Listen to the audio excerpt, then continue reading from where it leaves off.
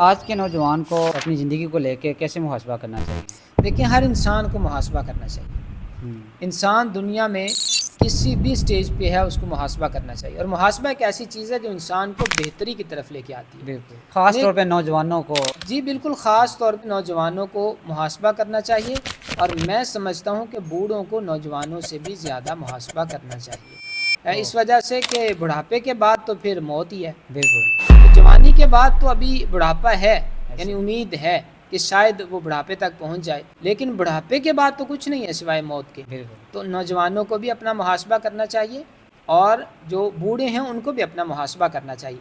اور یہ میرا ذاتی ایک مشاہدہ اور تجربہ ہے کہ جو انسان محاسبے کی طرف آ جاتا ہے نا، وہ بہتری کی طرف آ جاتا ہے۔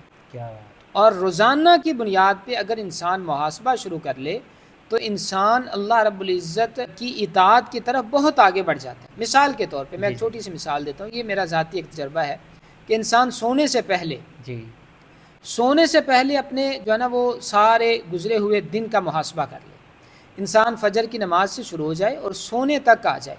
فجر کی نماز جو ہے نا وہ باجماعت پڑھی گئی، نہیں پڑھی گئی، اگر پڑھی گئی تو الحمدللہ بہت اچھا کیا، نہیں پڑھی گئی تو انسان یہاں سے محاسبہ سٹارٹ کر لے کہ کیوں نہیں پڑھی۔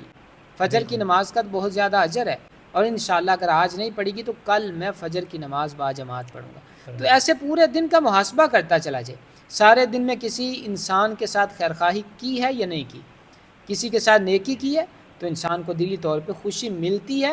اور جب انسان محاسبہ کر رہا ہوتا ہے پھر بھی انسان کو خوشی ہوتی ہے کہ میں نے آج اللہ کی رضا کے لیے فلاں فلاں نیکی فلاں فلاں اللہ کی مخلوق کے ساتھ کی ہے۔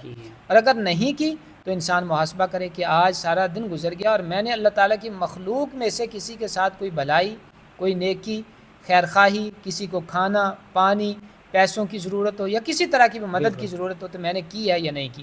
اگر نہیں کی تو کیوں نہیں کی، انشاءاللہ میں کل کوئی نہ کوئی ایسا راستہ تلاش کروں گا۔ جو انسان محاسبہ شروع کر دیتا ہے وہ بہتری کی طرف آ جاتا ہے، اور جو انسان اپنا محاسبہ نہیں کرتا وہ بہتری کی طرف کبھی نہیں آ سکتا۔ تو اس وجہ سے خاص طور پہ نوجوانوں کو میں یہ گزارش کروں گا کہ سوتے وقت آپ نے دعائیں پڑھنی ہیں تو میرا یہ مشورہ مان کے سارے دن کو جو ہے نا ایک دفعہ اپنی نظروں کے سامنے لایا کریں اور اپنا محاسبہ کیا کریں۔